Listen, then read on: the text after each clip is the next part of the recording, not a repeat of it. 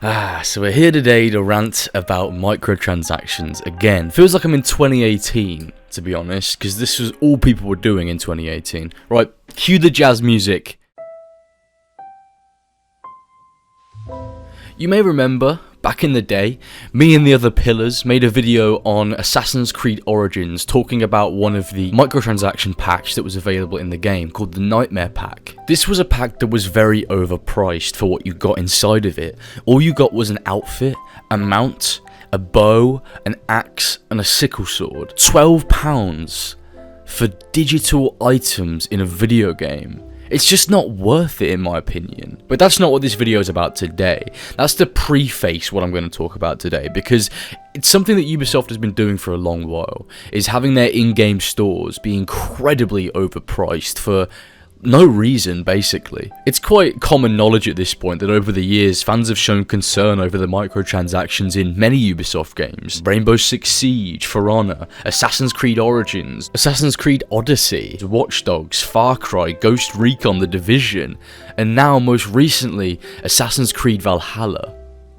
But there's something much more concerning about Assassin's Creed Valhalla's microtransactions, and let's go over this Reddit post to see exactly what's wrong with them. This is a post you may be familiar with already. Ethan did a video on this and read the exact same post out, but I feel like it encompasses a lot of our concerns in the community, so I'm going to read it word for word. It was posted by a user called Zoaza. I apologise if I got your name wrong there, but you did a good job with the post, so let's read it. There are now 9 armor sets in the microtransaction store, just as many as in the entire base game.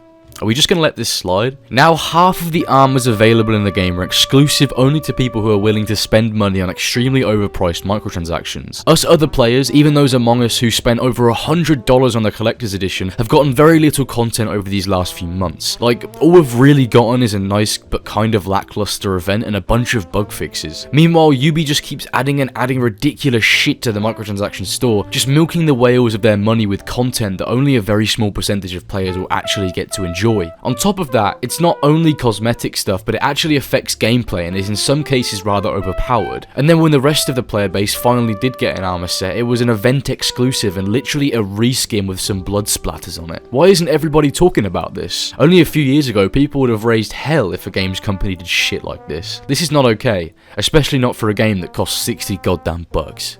Well, Zwaza, you've hit the nail on the head there, and I thank you for speaking up about this, because to be honest, I haven't touched Assassin's Creed Valhalla since I finished it earlier in January, and I wouldn't have known about this if it wasn't for this Reddit post in the first place, so I gotta thank you for that. Let me reiterate, half of all of the game's armor sets, there's 18 armor sets in the game in total, and half of them can only be acquired if you pay real life money to get them. That's crazy to me. Not to mention that season pass holders don't get access to any of these packs. In fact, I think season pass holders have been left pretty much stranded, kinda like the season pass owners of Assassin's Creed Origins. If you remember Assassin's Creed Origins, there was very little season pass exclusive content. Now, I'm not a big fan of season passes anyway. I think they're stupid. I think just buy the content as it comes out instead of buying this pre-built pass that's meant to give you value for money. It's dumb.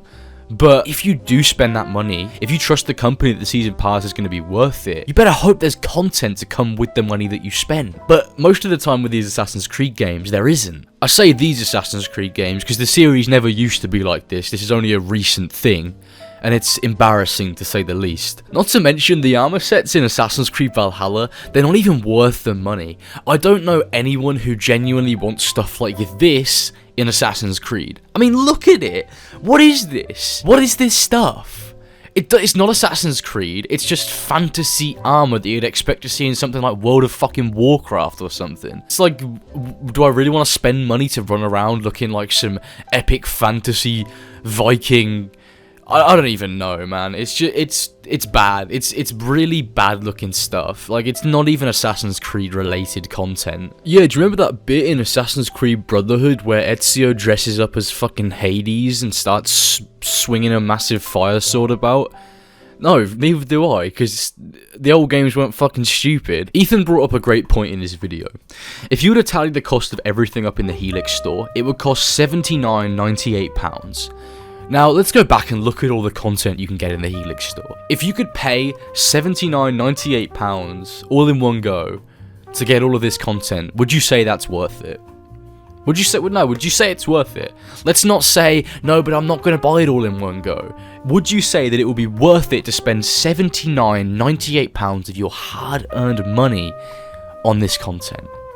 And the answer should be no, because it's not worth it at all. I want to address an argument that's brought up a lot when people complain about microtransactions, and it's just a terrible argument. It's the argument that if you don't want the microtransactions, just don't buy them. And it's like, fair enough, I see where you're coming from, that you might think that that's the be-all end-all of this situation. But if you look a little bit deeper, you'll realize that it's not. Ubisoft are only putting a price tag on these things because they know there's whales out there that will buy them. They've realized after years and years of putting microtransactions into their single-player games that people will spend the money even if the content isn't worth that money. And so as each year goes by, they put more and more content into their single player games that is locked behind a paywall because they've become more confident thanks to people that support practices like this, as well as people that are completely indifferent. The argument of, oh, if you don't want it, just don't buy it, isn't good enough because this is actually affecting the experience of the game. The concern with this isn't that people are getting better gear than me in Assassin's Creed Valhalla or I'm all upset. The problem I have with this is that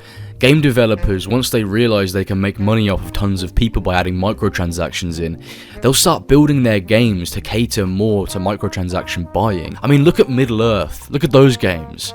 Shadow of Mordor was a fantastic game. I fucking loved that game. It was amazing. It has the Nemesis system, a really innovative system that I thought was going to change the landscape of video games. And then look at Shadow of War when it came out. It was an absolute grindy mess. They realized they could build the game to force people into buying microtransactions, which completely ruined the entire game. And this is the way the games industry is going to go if we don't revolt against stuff like this that Ubisoft's doing. Because if we do just roll over and go, I won't buy it if I don't want it, and then people continue to buy these microtransactions, who knows? Maybe Ubisoft's next single-player game will be completely geared around buying microtransactions, which will change the experience of the game drastically. Which is exactly what Warner Brothers did with Shadow of War. It will make it a grind fest. I mean, Assassin's Creed Valhalla is already massive with tons of side content, probably far too much, and far too much land to cover. They have fucking time saver packs in the game. What do you mean, time saver packs, dude? What does that even mean? So because you've developed a game that's far too big, with far too much content in it, a lot of which is not fun content, you're gonna go ahead and release a pack that's gonna save people's time, instead of just designing the game to be more streamlined in the first place. What? And look at the updates they've released for the game. Do you remember the update they released in December, where they basically made the game harder? For no reason whatsoever? It's almost like they're pushing these time saver packs, isn't it? Funnily enough, in that same update, they actually introduced the XP booster. Bit of a strange coincidence, isn't it? So people have to spend less time out in the open world, not playing the main story. Because that's all people want to do, let's be honest. They're playing the single player game, they want to play the story. Fair enough, some of the side content of Assassin's Creed Valhalla is actually pretty worth it, but most of it isn't. And so these time saver packs mean that people don't have to desperately sort through this mess of open world content to get to the good stuff. They can just go straight to the good stuff in the main story. So you've got the time saver packs where you can buy upgrade materials and the XP booster so you can get more XP.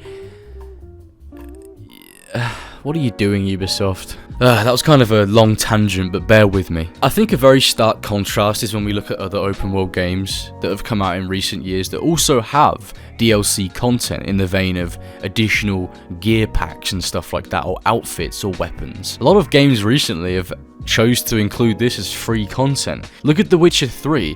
CD Projekt Red, as much as they have been under fire recently for Cyberpunk, they did a really good job with The Witcher 3's DLC content. In fact, they had an entire free DLC scheme in which there was a ton of free packs, side quests, updates for the game that made the experience a lot better and added in a lot more content. You can get loads of different outfits and a few weapons and stuff like that, and even optional outfits for NPCs, and it was all entirely free. If we look at Horizon Zero Dawn, in the Frozen Wilds DLC, they added in a bunch of outfits into that, but it was included within the DLC itself. It's not a store that you can go to in Horizon Zero Dawn where you can buy outfits in this real money store. They just added in the outfits into the game as a result of the DLC that you've already paid for. If we look at the new Spider-Man games, especially Spider-Man Miles Morales, there's tons of outfits in that game that you can get completely for free. It's great. So many suits. Insomniac even went to that next level and added in suits into the original Spider-Man that people were asking for. They listened to the community, and guess what? It's all completely free as well. But I think the saddest comparison we can make to Assassin's Creed Valhalla's Helix store is that the old Assassin's Creed games, back in the day, they had outfits as well, but there wasn't an in-game store to buy them. They were acquired through challenges in-game. You know, completing feats within the game unlocked outfits that you could wear on Ezio or any of your favourite protagonists. It was great. It was a really good system, and I don't know why Ubisoft has suddenly changed their idea of how much outfits are worth.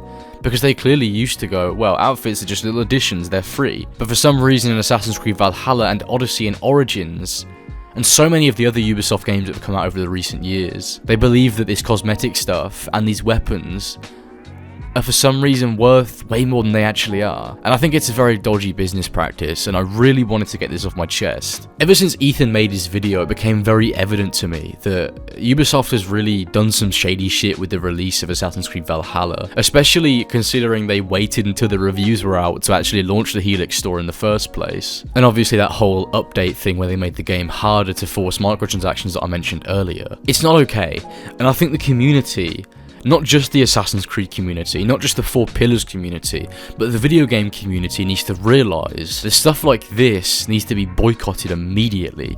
You can't just sit back and have the argument, oh, just don't buy it, because that's not good enough. It doesn't hold Ubisoft accountable for what they're doing.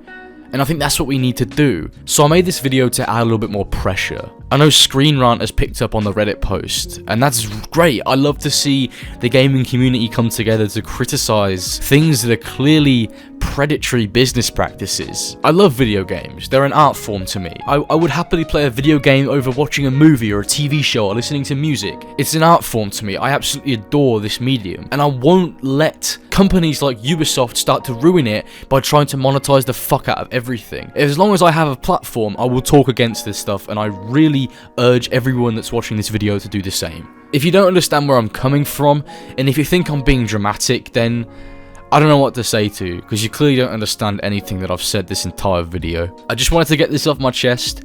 It's a little bit different to the recent videos I've been releasing, but obviously I have done rant videos in the past, and, you know, people have enjoyed them, so I thought I'd get this out there to raise awareness and to keep that pressure on, because I know that a lot more people are finding out about this, and not a lot of people are happy about it. So yeah, be sure to check out my Assassin's Creed Brotherhood retrospective I uploaded yesterday. I worked for weeks on it, and it's a great video commemorating 10 years of Assassin's Creed Brotherhood. Thanks for watching, everyone. Take care.